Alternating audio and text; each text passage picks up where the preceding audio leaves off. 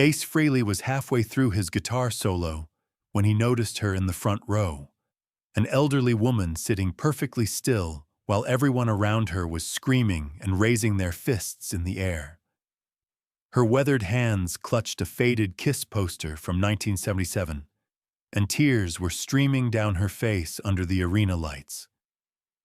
What Ace didn't know was that this woman had been waiting 46 years for this moment, and the reason why would stop the entire concert and leave 12,000 people in absolute silence. Before we continue with this incredible story, make sure to subscribe to our channel for more untold stories from rock and roll history. It was Friday night, October 18, 2019, at the Beacon Theater in New York City. Ace Frehley was performing his first major solo headline show in Manhattan in over a decade, and the venue was packed wall to wall with fans who had grown up worshiping the Space Ace.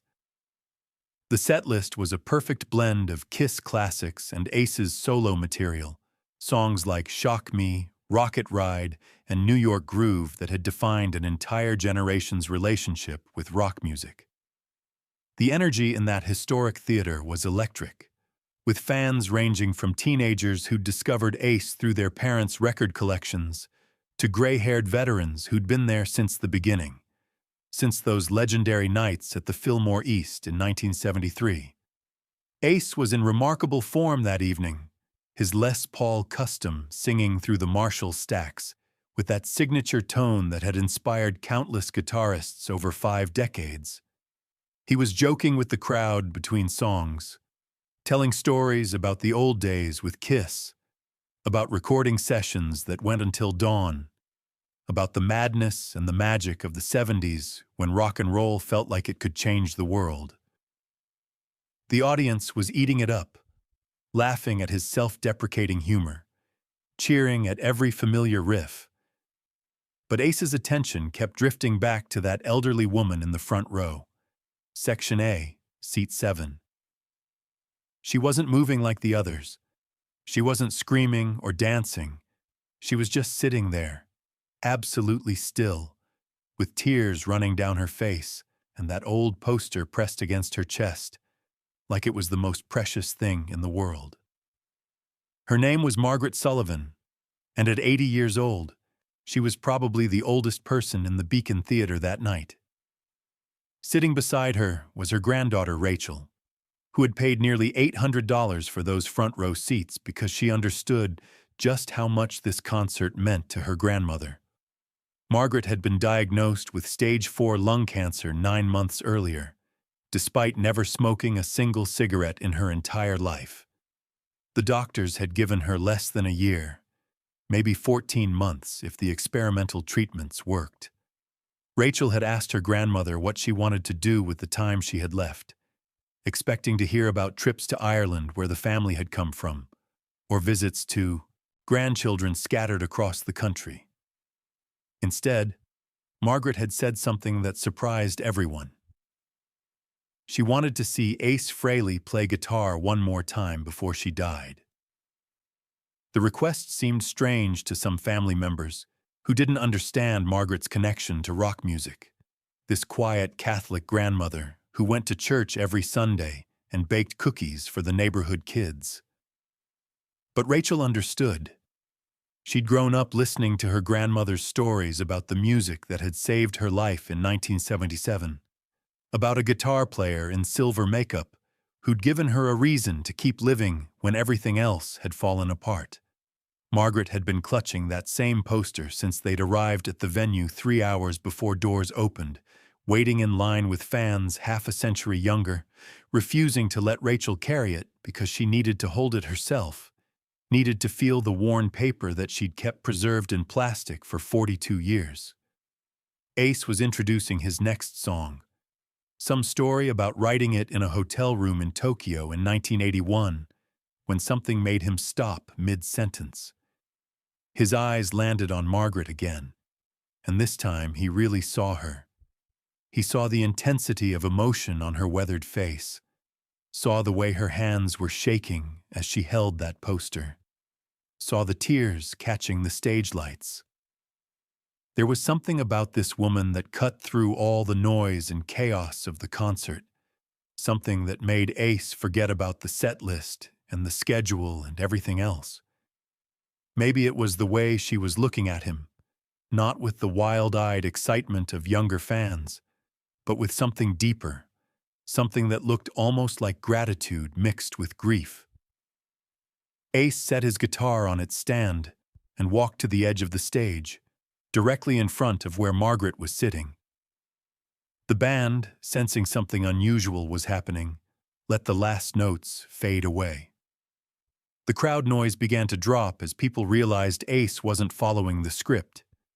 He knelt down at the stage edge, bringing himself closer to eye level with the elderly woman, and when he spoke, his voice was gentle in a way that surprised people who only knew the Space Ace persona.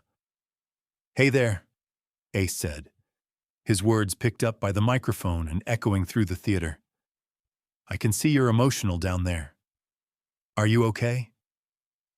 12,000 people turned their attention to Margaret Sullivan, who looked up at Ace Frehley with eyes that had seen 8 decades of life, of joy and loss and everything in between. She nodded slowly, but couldn't speak. Her granddaughter Rachel squeezed her hand, encouraging her. "How long have you been coming to my shows?" Ace asked, genuine curiosity in his voice. Margaret's response was quiet, but the microphone caught it. "Since 1977, Mr. Frehley. Since the Rock and Roll Overture." Ace smiled, that familiar crooked grin that had been frozen in a million photographs. "That's a long time. 42 years. What made you keep coming back?" It seemed like a simple question, the kind of light interaction Ace had with fans at every concert. But Margaret's answer was anything but simple. She took a shaky breath, and when she spoke, her voice carried a weight that made the entire theater fall silent. "Because your guitar saved my life," Margaret said, tears flowing freely now. "And I needed to thank you before I die." The arena went completely quiet. You could hear the ventilation system humming. Ace's smile faded as the weight of what she'd said registered. He sat down on the edge of the stage, his legs dangling, all pretense of rock star distance gone. "Tell me," Ace said softly. "Tell me what happened." Margaret wiped her eyes with a tissue Rachel handed her, gathering the strength to speak. "My husband's name was Thomas. We got married in 1975, and he was the love of my life. We were so young, just 23 years old, and we thought we had forever ahead of us." The theater was absolutely silent now, 12,000 people holding their breath. "Thomas was a construction worker," Margaret continued, her voice growing stronger. "He was building one of those new skyscrapers in Manhattan, and he loved his job. He'd come home every day covered in dust, singing along to the radio. His favorite band was Kiss. He had all your albums, and he'd play them constantly. He said your guitar playing made him feel alive, made him feel like anything was possible." Ace was visibly moved, leaning forward to hear every word. "On November 8, 1976, Margaret said, and her voice cracked on the date. "There was an accident at the construction site. A cable snapped, and Thomas fell 11 stories. He died instantly. He was 24 years old, and I was pregnant with our daughter. He never got to meet her." Rachel, Margaret's granddaughter, wrapped her arm around her grandmother as tears streamed down both their faces. "For months after Thomas died," Margaret continued, "I couldn't function. I couldn't eat, couldn't sleep, couldn't take care of myself. I was 7 months pregnant, and I wanted to die. My family was worried I was going to hurt myself or lose the baby from grief. Nothing anyone said helped. Nothing made the pain less." The audience was crying openly now. Even Ace's band members on stage were wiping their eyes. "Then one night," Margaret said, I was sitting in our apartment, in the dark, and the radio was on, and Shock Me came on. Your guitar solo, Mr. Frehley. Something about that solo, the way you bent those notes, the emotion you put into every phrase. It was like you were expressing exactly what I felt, but couldn't put into words. The pain, the anger, the confusion, but also the beauty that was still there underneath it all. Margaret's hands were trembling as she continued. I sat there in the dark and listened to that guitar solo, and for the first time since Thomas died, I could breathe. Your playing didn't take away the pain, but it made me feel less alone in it. It made me feel like someone understood. Ace's face showed pure emotion, his tough exterior completely gone. From that night on, Margaret said, whenever the grief was too much, I'd put on your music. Shock Me, Cold Gin, Rocket Ride, your solo album. Your guitar became my therapy, my companion, my way of staying connected to Thomas because I knew he loved your playing so much. When my daughter was born 3 weeks later, I named her Melissa, but her middle name is Ace, Melissa Ace Sullivan. The theater erupted in emotional applause, but Ace raised his hand for quiet. He wasn't done listening. Mr. Frehley, Margaret said, pulling that faded poster closer to her chest. I've followed your career for 42 years, through the Kiss years, through your solo work, through your struggles with addiction that I read about, through your comeback. I've bought every album, watched every interview, kept this poster from the 1977 tour when I saw you play at Madison Square Garden while I was pregnant. That was the first concert I went to after Thomas died, and your music that night gave me strength to keep going. Rachel spoke up then, her voice breaking. Mr. Frehley, my grandmother has cancer. The doctors say she has maybe 3 more months. This concert tonight, seeing you play live one more time, this is her dying wish. She said she needed to tell you what your music meant to her before it was too late. Ace stood up, and without saying a word to anyone, he did something completely unprecedented. He set down his microphone, walked off the stage, down the steps, and into the audience. Security immediately moved to follow him, but he waved them back. 12,000 people watched in stunned silence as Ace Frehley, the space ace himself, walked directly to Margaret Sullivan and knelt down in front of her seat. Margaret, Ace said, taking both of her hands in his, and the theater was so quiet that people in the back could hear him. You just told me something I've needed to hear my entire life. Margaret was crying so hard, she could barely see him through her tears. I've spent 50 years playing guitar, Ace continued, and there were times, especially during the dark years, when I wondered if any of it mattered. When I was struggling with alcohol and drugs, when I felt like I'd wasted my talent, when I thought maybe I should just give it all up. I never knew that my music was literally saving people's lives. He squeezed her hands gently. You saved your baby by staying alive. You raised your daughter, and I'm guessing she raised this beautiful granddaughter here. You built a whole family, a whole legacy of love, and my guitar helped you do that. Do you understand what a gift you've just given me? Margaret nodded, unable to speak.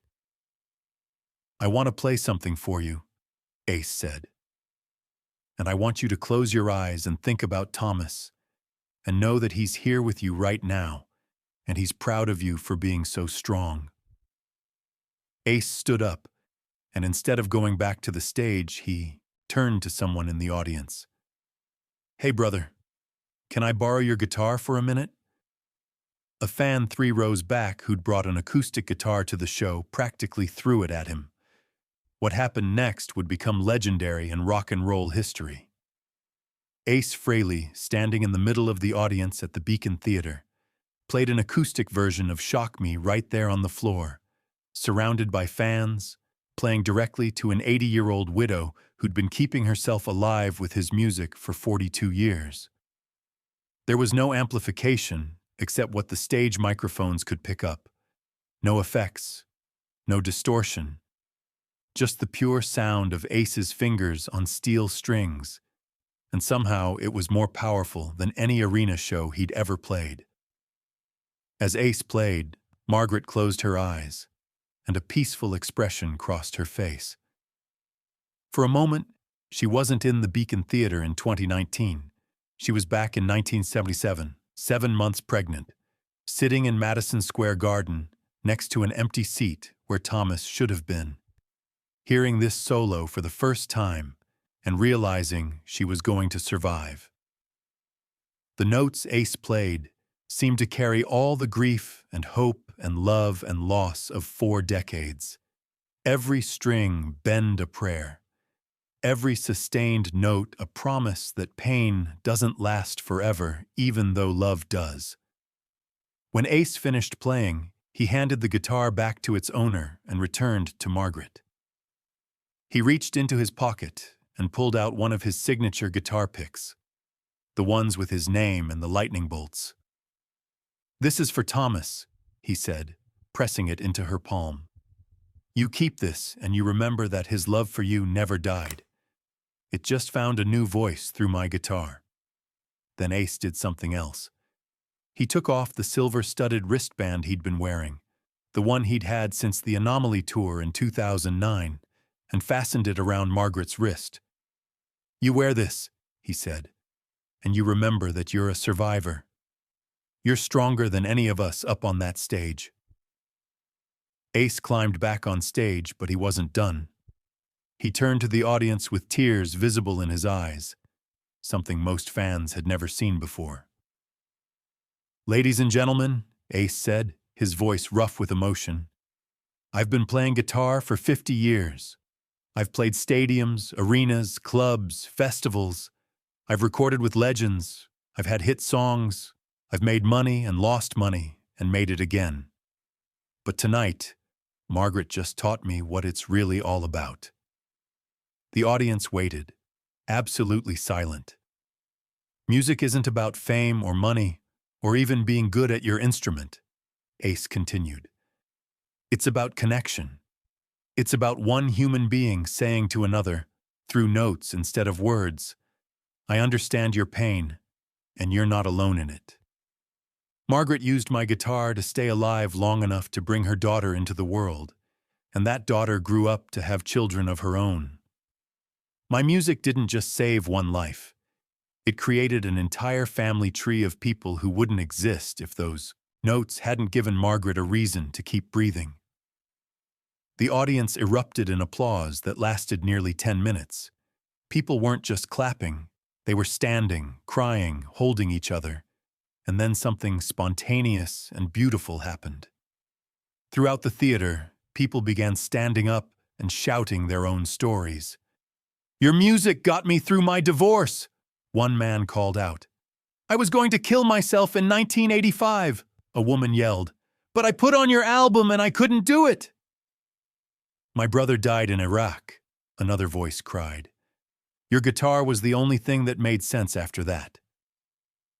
For 20 minutes, Ace stood on that stage as people shared their stories of loss and survival, of how his music had been the soundtrack to their darkest moments and their greatest triumphs.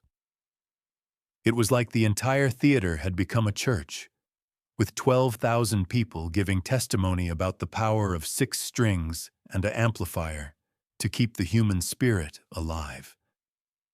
When the theater finally quieted down, Ace made an announcement that no one expected. "From this night forward," he declared, his voice strong and clear, "every time I play Shock Me, I'm dedicating it to Margaret and Thomas, and to all of you who've used music to survive. This song doesn't belong to me anymore. It belongs to everyone who's ever felt alone and found comfort in these notes." After the concert, Ace did something that demonstrated who he really was beneath the Space Ace persona. He invited Margaret, Rachel, and the entire Sullivan family backstage, where he spent 2 hours talking with them. Margaret showed Ace photographs of Thomas in his construction worker gear, smiling and young and full of life. Ace studied each photo carefully, asking questions about Thomas's life, what he was like, what his dreams had been. He wanted to build skyscrapers that would last forever, Margaret said quietly. He wanted to leave something behind. Ace looked at her with genuine understanding. He did leave something behind. He left you and your daughter and your grandchildren. And through you, he's touched my life tonight in a way that's going to change how I think about music forever. Margaret Sullivan lived for 11 more months after that concert, 8 months longer than her doctors had predicted. Her family later said that meeting Ace gave her a renewed sense of purpose, a feeling that her story mattered and needed to be shared. She stopped being afraid of dying, Rachel said in an interview months later, because Ace had shown her that Thomas's love had never died, that it had been living in those guitar solos all along, waiting for her to hear it. When Margaret passed away in September 2020, she was buried with Ace's guitar pick in her hand and his wristband still on her wrist. At her funeral, the family played Shock Me, and according to everyone who was there, you could feel Thomas and Margaret's love in every note. Ace Frehley's encounter with Margaret Sullivan changed him in ways that people close to him noticed immediately. He stopped drinking completely after that night, something he'd struggled with for decades. He started playing with a different kind of intensity, said his longtime guitar tech, like every note mattered because it might be keeping someone alive. Ace began dedicating songs to specific people in his audience, taking time before shows to meet with fans who'd requested to share their stories. He started a scholarship fund for children who'd lost parents, calling it the Thomas Sullivan Memorial Fund, using money from his merchandise sales to help kids whose lives had been shattered by loss. The story of Ace and Margaret spread through the rock community like wildfire. Other musicians began sharing their own experiences of learning how their music had impacted lives in ways they'd never imagined. It started a larger conversation about the responsibility artists have to their fans, about the power of music to literally keep people alive during their darkest hours. In 2021, Rachel Sullivan published a book called The Guitar That Saved My Grandmother, which told Margaret's story in detail and explored the deeper connection between music and survival. The book became a bestseller, and Ace wrote the foreword, in which he said, "Margaret taught me that every time I pick up my guitar, I'm not just playing notes. I'm giving people reasons to live. That's a responsibility I don't take lightly anymore." Today, 5 years after that concert at the Beacon Theater, the story of Ace Frehley and Margaret Sullivan continues to inspire people around the world.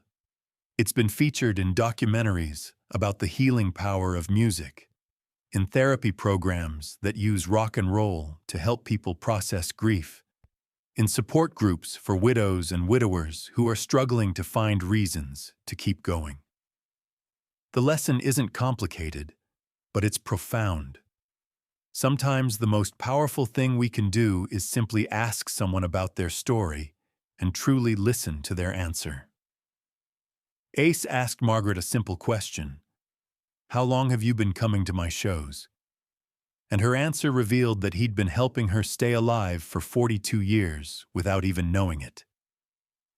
In that moment, Ace transformed from a guitarist into something more, a healer who used his instrument to help not just Margaret, but thousands of people in that theater, and millions more who would hear the story.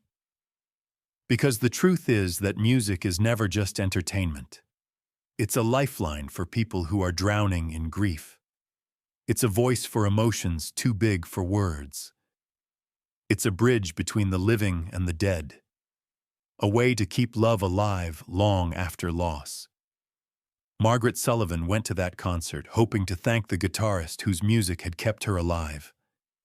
What she received was validation that her survival had mattered, that the daughter she'd fought so hard to bring into the world had been worth every moment of pain, that Thomas's love had never really left her, because it had been living in those guitar solos all along. And Ace Frehley, the space ace, the guitar hero who'd spent decades struggling with his own demons, learned that his gift had been saving lives even during the years when he'd thought his life was worthless.